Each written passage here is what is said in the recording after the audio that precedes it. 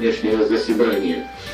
Значит, по докладам нашей технической группы, в общем-то, кворум у нас есть. На наш пленум приглашены все, кроме членов ЦИКа и Центрального совета, приглашены на участие в нем все председатели региональных и республиканских союзов советских офицеров. А также приглашен член президиума, секретарь ЦК КПСС, первый заместитель председателя Совета СКП КПСС, товарищ Тайсаев Казбек Куцукович. В вашей повестке, которая у вас есть или в порядке, была обозначена фамилия генерал-майора Максимцева Александра Анатольевича. К сожалению, сегодняшняя ситуация, обстановка, кстати, которую мы с вами и будем обсуждать, не дала возможности Александру Анатольевичу непосредственно принять здесь у нас, в этом зале, участие в нашем пленуме. Но я надеюсь, что после окончания спецоперации на Украине мы с начальником политуправления ВКС ВВС обязательно встретимся. Значит, коль у нас кворум есть, предложение поступило одно.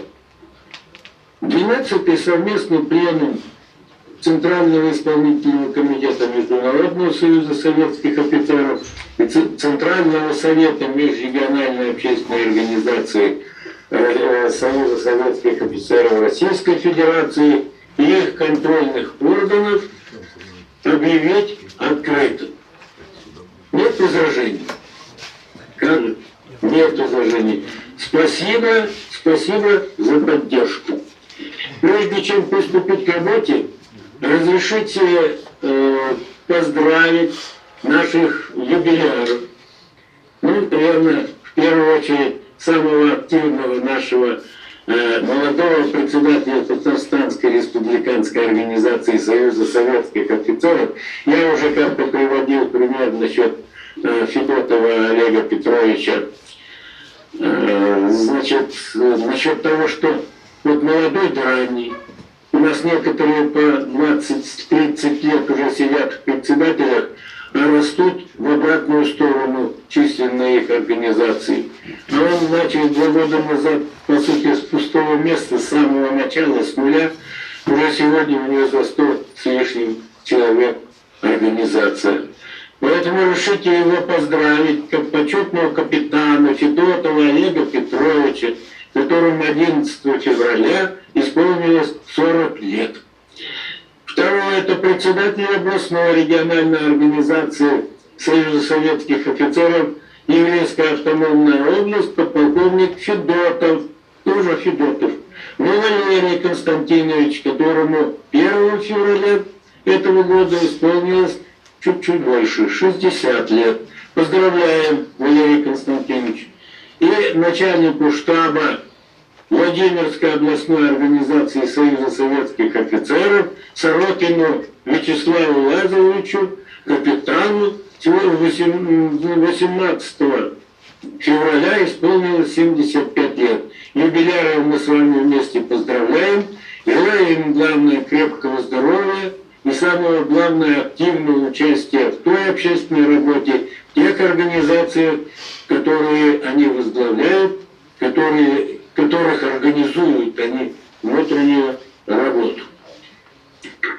Но вы меня тоже правильно поймите, и наша организация не обошлась без потерь.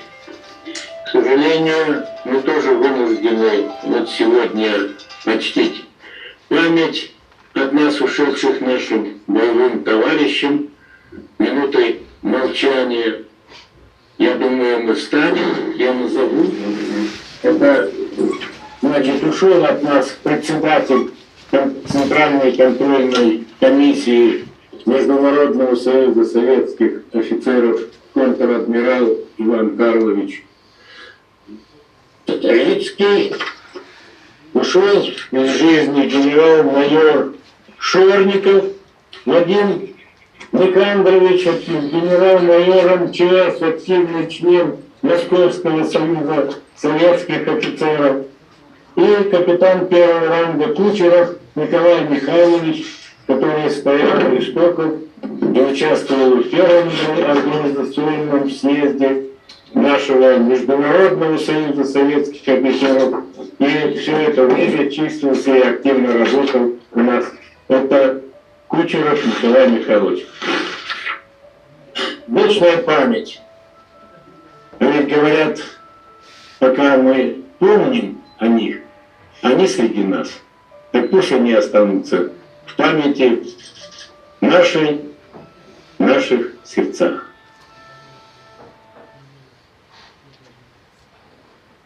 Пожалуйста, прошу садиться.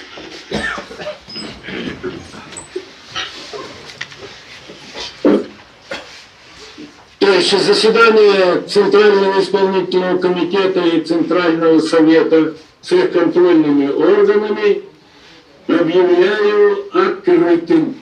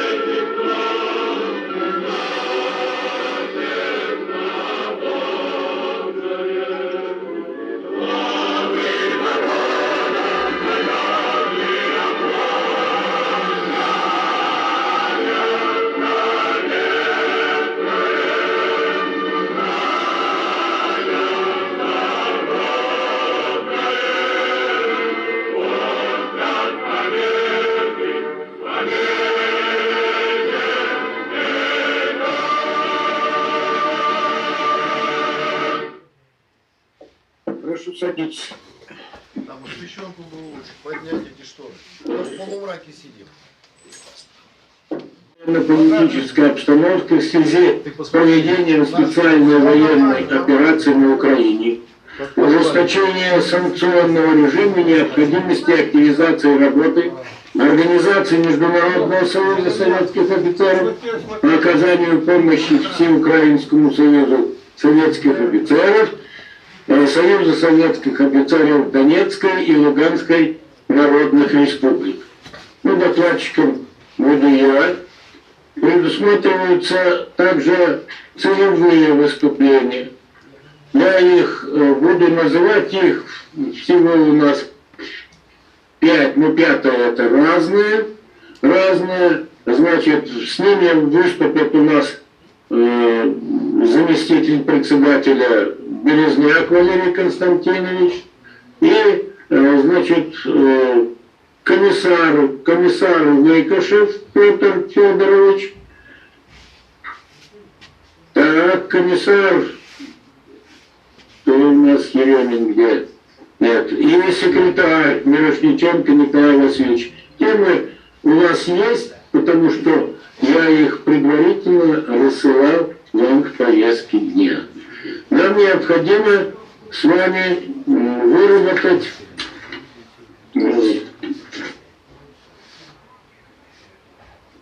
но я думаю, по повестке дня нет предложений, потому что я вам заранее ее высылал, эту повестку дня, и у кого были какие-то вопросы и предложения, они были, о них были оповещены Президиум Центрального исполнительного комитета и Центрального совета, и мы эти ваши предложения практически все учли. Нам сегодня необходимо выработать. Мы не будем голосовать, я думаю, что вы поддерживаете ту повестку, которую я назвал.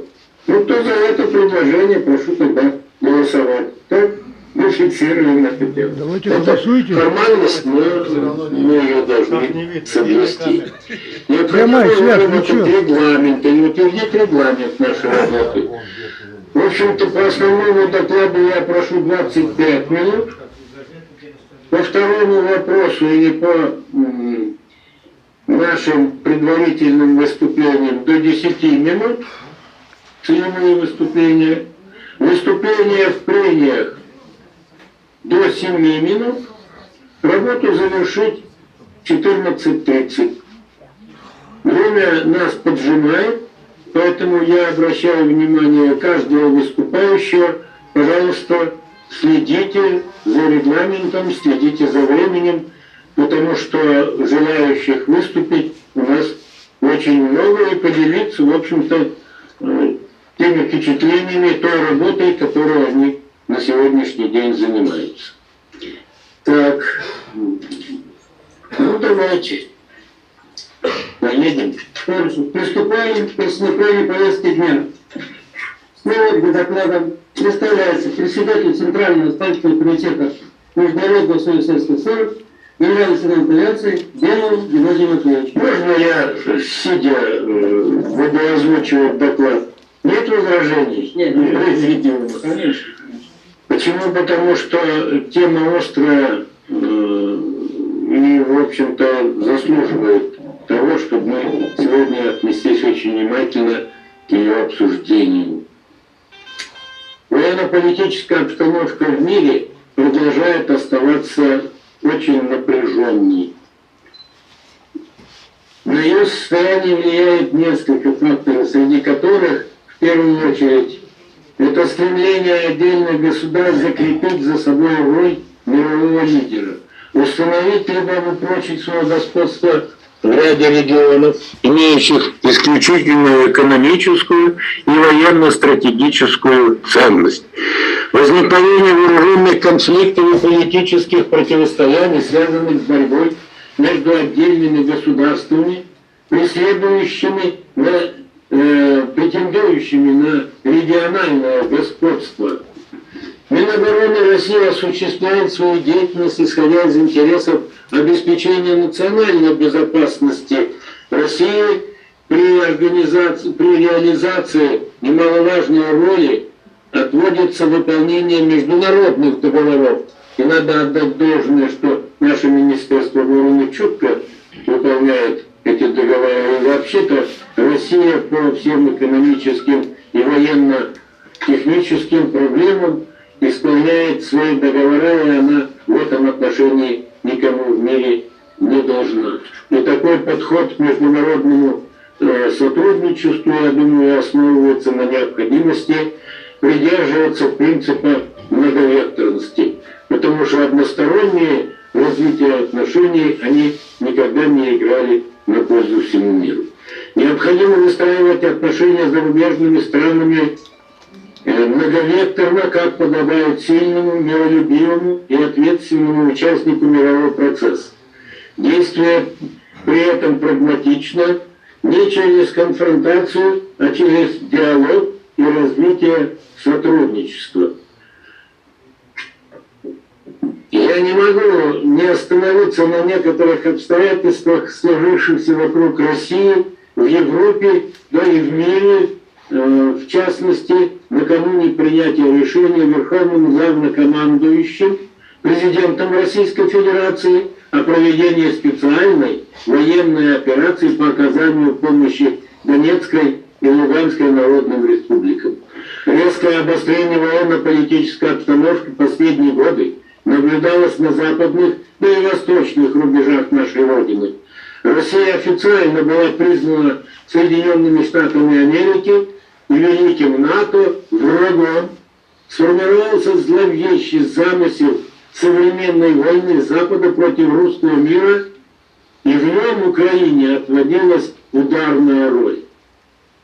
Военная инфраструктура НАТО вплотную приблизилась к российским границам, Украина уверенно стала превращаться в военный плацдарм Альянса. Америка наращивает передовые военные силы и присутствие у наших границ. В странах Восточной Европы на ротационной основе размещаются американские подразделения, которые на сегодняшний день уже насчитывают, если было их 8 тысяч, уже более 10 тысяч военнослужащих. В группировке войск США на территории ФРГ создается командование огневого поражения на театре военных действий. Формируется многосферная бригада, на вооружении которой планируется иметь различные средства ударного ракетного оружия. В Польше, Болгарии, Румынии, странах Балтии создаются инфраструктуры для размещения бронетанковой техники США, противоракетного комплекса Aegis Ashore, продолжается развертывание Тихоокеанского сегмента американской системы глобальной противоракетной обороны. Для проведения операций контроля океанских коммуникаций в Северной Атлантике и в Арктике в Норфолке создано объединенное командование объединенных ВВС НАТО, вооруженных сил НАТО. США и НАТО целенаправленно увеличили масштабы и интенсивность учений, прямо скажем, на наших, совсем уж приближенных на наших границах. Количество полетов стратегических бомбардировщиков США с условными пусками ядерных ракет по нашим объектам в последнее время выросло более чем в 2 раза. Особое внимание НАТО стало уделять тренировкам переброски войск на восточный фланг Альянса, в том числе из континентальной части Америки.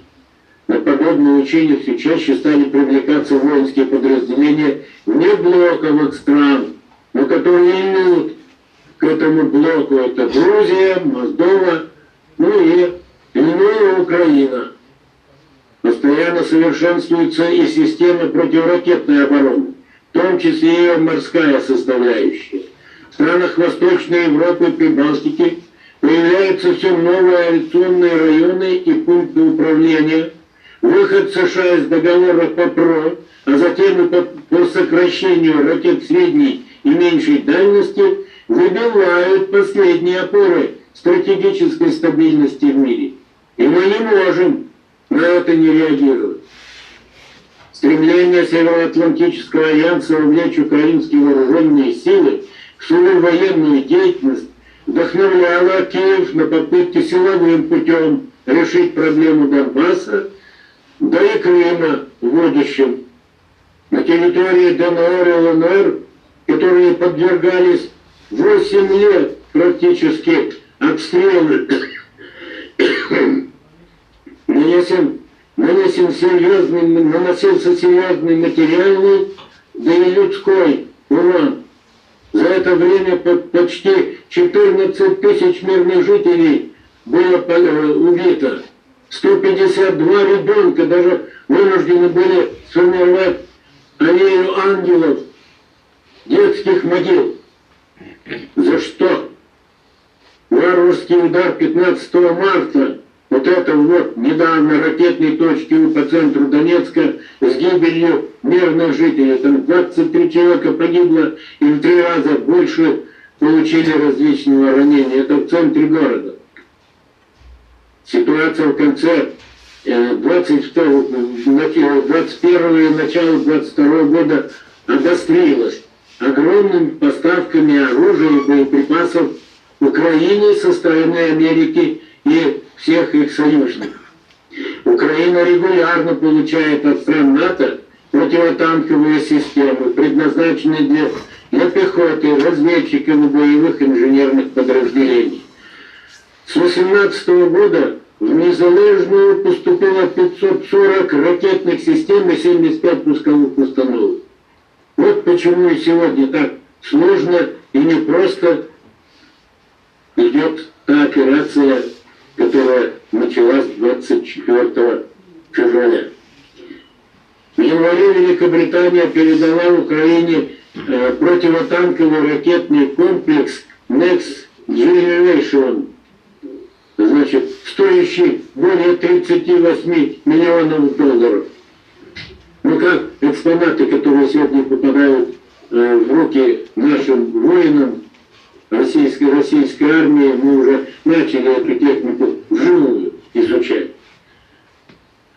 С 14 по 21 год Вашингтон также направил в Киев тактические системы, высокомобильные многоцелевые комплексные бронированные транспортные средства, запчасти к ним, автомобили Land Cruiser, патроны, шлемы, запчасти для систем разминирования. В общем, поставка оружия также осуществлялась помимо Соединенных Штатов Америки и Великобритании, Канады, Франции, Польши, Литвой, Эстонии, Чехии, Болгарии, Румынии и Турции, Германии. Германия поставила аж поначалу 5000 касок, а потом все-таки вынудили ее заставлять и боевое оружие. Товарищи, председатель фракции КПРФ в Государственной Думе Геннадий Андреевич Зюганов назвал прямой угрозой человечеству попытки создания биооружия на Украине. Ну, вы помните, я не останавливаюсь на этом заявлении, значит, президента Украины насчет того, что он готов и просит, значит, ядерное оружие, что они прямо эта ошибка была, что Украина отказалась от атомного оружия. Зеленскому этого оказалось мало. Так вот, Геннадий Андреевич Зюганов, значит, прямо выражает, что десятки биологических лабораторий Министерства обороны США разбросаны по всей территории Украины, в том числе вблизи границ Российской Федерации. Налицо разработка генетического оружия, направленного конкретно против славянских народов, русского, белорусского и украинского. И не зря, не только на Украине, но и в Соединенные Штаты Америки образцы крови славян направлены для исследования, для того, чтобы целевым образом оформлять боевое оружие. Народы планеты должны объединиться для того, чтобы дать отпор вот этой коричневой чуме, которая сегодня, может быть, и не официально Соединенными Штатами Америки, они же не признают, что на Украине набрал силу фашистский режим, бандеровский режим. Поэтому вот это по Европе распространение и поддержка властей США вот этой чумы, бациллы, значит, которая необходимо заставляет нас остановить эту страшную угрозу, призваны, в общем-то, использовать для этого все наши совместные усилия и возможности.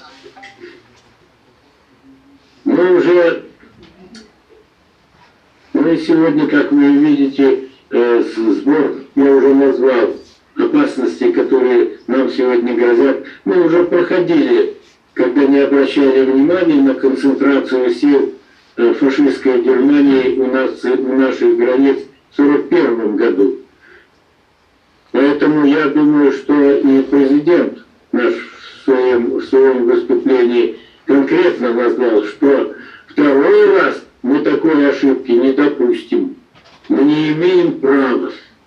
Поэтому и 24 февраля была начата вот эта операция по очищению Украины и освобождению Украины от этой фашистской чумы, от бандеровщины. Чтобы остановить братоубийственную войну на Донбассе, фракция КПРФ Государственной Думы неоднократно ставила вопрос о признании республик ДНР и ЛНР. И только в 22 году на наших глазах российская власть вынуждена была принять предложение КПРФ о признании народных республик. А ведь предложения были 8 лет. Издеваться над двумя народными республиками, наверное, это слишком большая цена. Поэтому, как только решение, значит, почему фракция требовала признания? Да потому что признание республики, опыт у нас уже есть и по Абхазии, и по Южной Осетии. Признание республик останавливает хамство тех вождей, которые сегодня издеваются над этими республиками, уничтожая, значит, и население, в том числе и детей. Но видите как, в одночасье, значит, когда жареный петух, как говорится на Руси, клюнул, да, а он действительно клюнул. И Госдума, и Совет Федерации тут же поддержали решение о признании. К сожалению, бомбардировки, на которые мы рассчитывали, не прекратились, а продолжались. Поэтому и вынужден был наш Верховный Главнокомандующий принимать решение для того, чтобы остановить это варварство 21 века. Признанные республики, значит, обратились к нам за помощью. В связи с этим и в соответствии со статьей 51 части Устава ООН санкции Совета Федерации России и во исполнение ратифицированных Федеральным собранием 22 февраля сего года договоров о дружбе и взаимопомощи с Донецкой Народной и Луганской Народными Республиками, наконец принимается решение о проведении специальной военной операции. Главная задача, поставленная Верховным Главнокомандующим России, провести денацификацию и демилитаризацию Украины. Цели российской специальной операции на Украине: обеспечить защиту людей, обеспечить мирную жизнь граждан Донбасса и изгнать нацизм с территории Украины, провести денацификацию и демилитаризацию Украины, обеспечить безопасность страны, чтобы никакая антироссия, годами создаваемая Западом у наших границ, нам не угрожала, в том числе и ядерным оружием. Обеспечить предание суду всех тех, кто совершал и продолжает совершать многочисленные кровавые преступления против мирных жителей, в том числе и граждан Российской Федерации. Не допустить расширения НАТО на восток, вернуть блок НАТО в Великой Отечественной войне. Ну до какого кощунства можно было дойти? В России мы никогда не допустим забыть героев Великой Отечественной войны. В свое время Геннадий Андреевич Зюганов предупреждал российскую власть, что путь к спасению России и всего русского мира лежит через возврат России к отечественным цивилизационным основам и социалистическому пути развития. Кстати, и сегодня даже Соловьев в своих программах начал все чаще и чаще упоминать вот то, что необходимо вернуться, взять лучшее из нашего социалистического прошлого, и хватит это наше социалистическое прошлое топтать ногами. Еще в 2006 году Зюганов в статье «Русский социализм. Ответ на русский вопрос» предсказал нынешний кризис и четко указал пути выхода из него. В том же году Зиновьев, философ, вы знаете, в своей философской работе «Фактор понимания» научно доказал, что западная цивилизация, как сверхобщество, организует весь западный мир в единое целое, нацеливает и мобилизует его на покорение всей планеты. Таким образом, с классовой точки зрения Зиновьева, западная цивилизация является глобальным агрессором и эксплуататором. Ее цель по определению включить незападные народы в сферу влияния западных стран не в роли равноправных и равномощных партнеров, а в роли зоны колонизации и эксплуатации. А что вы думаете, они рот развивают на такую огромную и богатую территорию, которую занимает Российская Федерация? Для того, чтобы нас с вами, что ли, поддержать? Да никогда этого не было, и никогда этого не будет, и нечего нам ждать милости от этих западенцев. Во-первых, задачи, которые ставит сегодня Запад, они ведь даже не скрывают уже этого. По утверждению, значит, они, в общем-то, на 3 этапа разделены. Первое – это низвести русских до уровня отсталых народов. Второе – направить русский народ на путь деградации и вымирания вплоть до полного исчезновения. И в-третьих, вычеркнуть русских из мировой истории, исключить из памяти человечества все их следы, сделать так, как будто такого великого народа никогда и не было. Ну, и мы находим разницу действий сегодняшних от вот этих задач, которые ставит перед собой западная цивилизация. Я думаю, здесь у нас пути абсолютно расходятся. И я думаю, что в этом отношении правильно сделал наш верховный главнокомандующий. Поэтому за вот эти последние годы, что там говорить, попыток уже сколько было.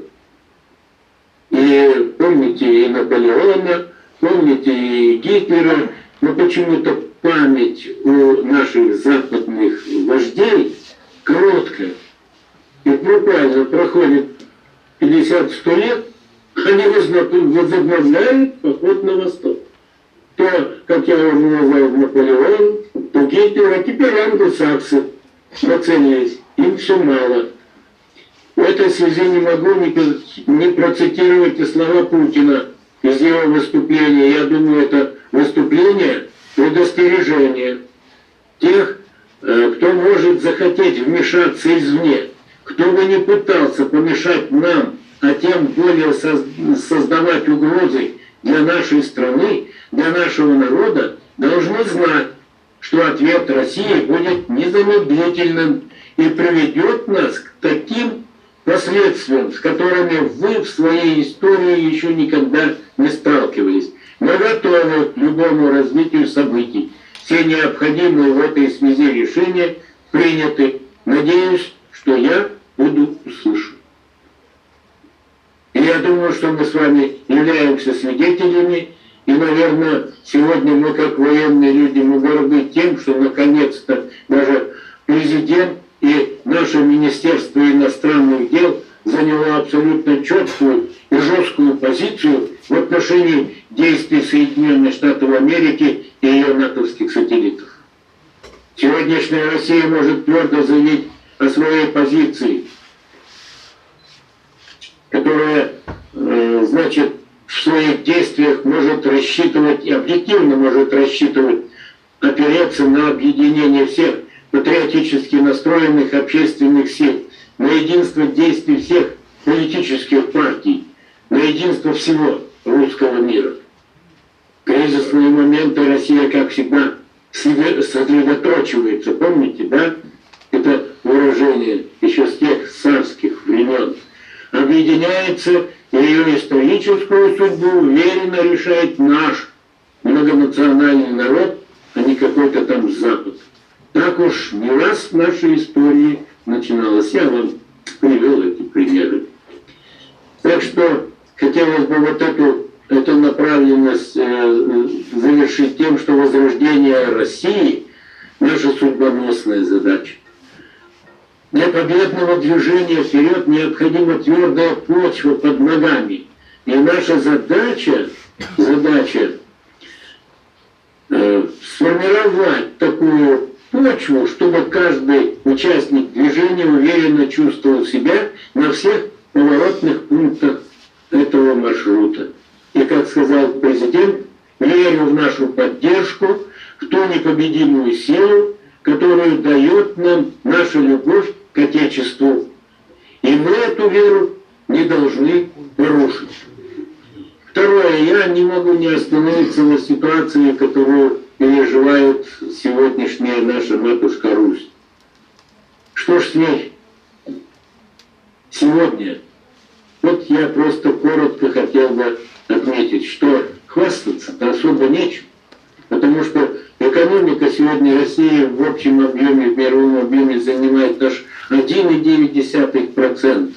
Фабрики донашивают последний советский свой потенциал, стареют на глазах и закрываются. За последние 4 года число предприятий больше, чем на 1 миллион сократилось. Но деиндустриализация еще есть, мы провел в 1991 году, которая до сих пор рушит то, что было создано в советское время. И на сегодняшний день, последние 10 лет, ну вы сами понимаете, ну что значит средние темпы развития экономики 0,9% в России. В то время как за это же время мы за последние 10 лет даже на 10% не выросли в ВВП. Европа выросла на 32%, Соединенные Штаты на 16%, китайцы на 101%. Ну есть же примеры.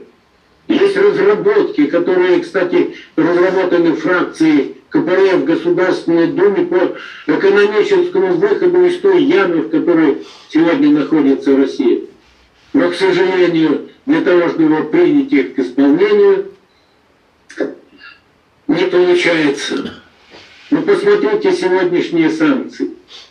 Сегодняшние стройматериалы в 3 раза мгновенно подорожали после введения санкций. Сегодня на полках наших магазинов исчезла соль и сахар. Я говорю, да у нас достаточно. Когда достаточно, эти продукты находятся на полках магазинов.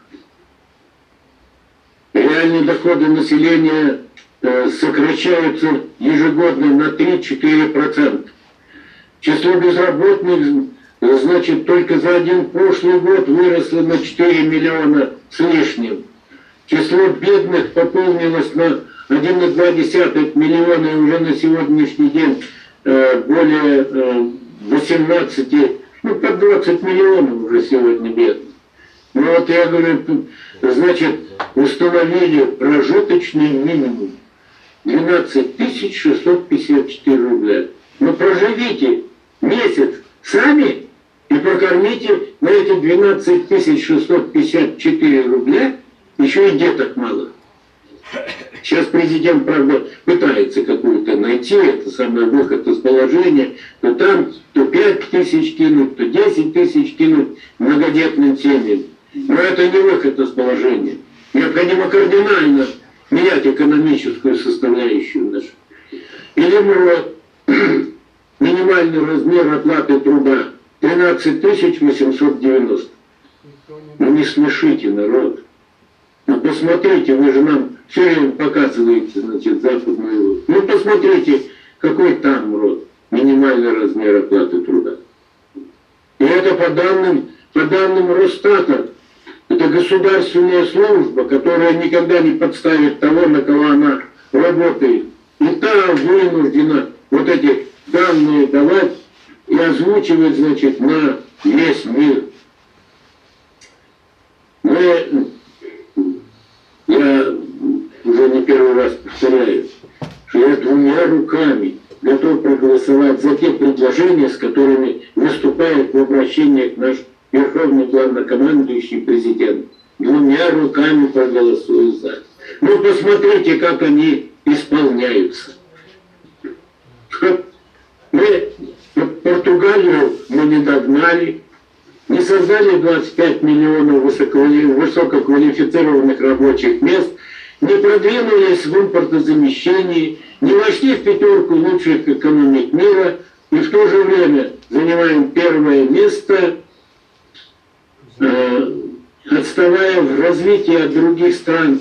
Мы занимаем, значит, первое место в мире по вывозу капитала за границу. Даже вот в последние годы, казалось бы, много было слов сказано о том, что прекратить вывоз капитала за границу. Ну, за прошлый год увеличился в 2,5 раза по сравнению с позапрошлым годом. Но надо, этот беспредел, наверное, когда-то надо все-таки остановить.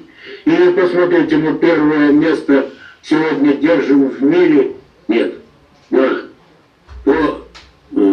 не по количеству миллиардеров, а по росту миллиардеров. Первое место в мире. Потому что у нас на сегодняшний день, значит, на 100 миллиардов долларов ВВП страны 6,2 миллиардера. В то время как в Соединенных Штатах Америки 2,9 миллиардера. Есть разница? Прикиньте, 6,2 и 2,9. На сегодняшний день у нас более 203 миллиардеров.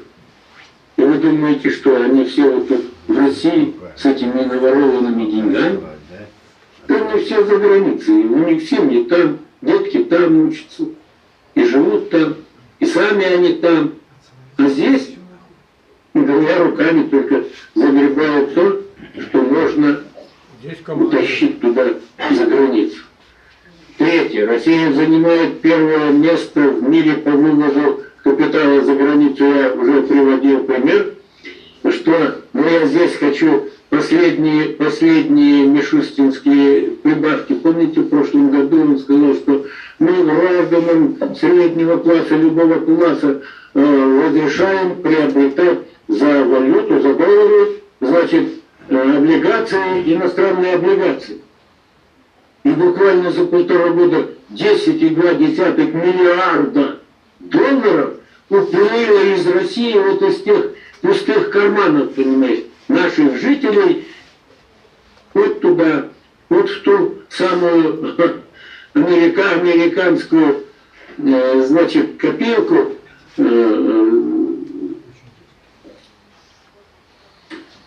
Силиконовой долины, которые, значит, распространяют вот эти бумажки, которые мы за те кровью нажитые доллары скупаем.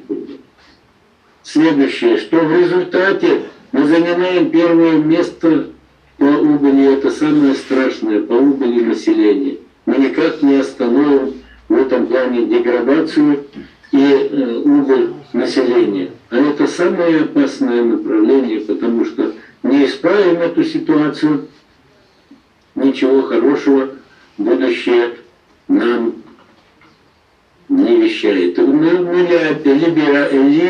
Либерализм лишает сегодня Россию и наш народ будущего.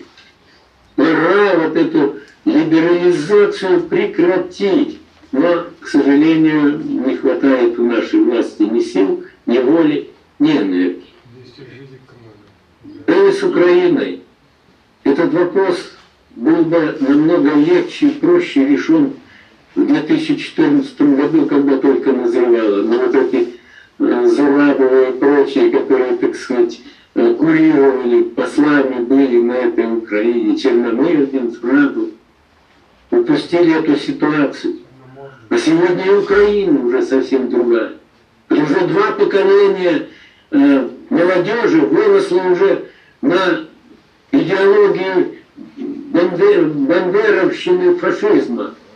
У них уже и сегодня в мозгах одно, что самый большой и злой враг для любого украинца – это русский человек. Что мы сегодня и имеем на Украине.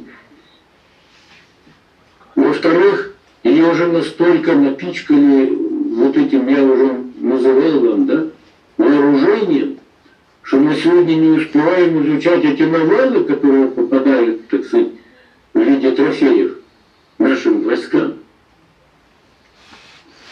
Потому что необходимо исправлять ошибки.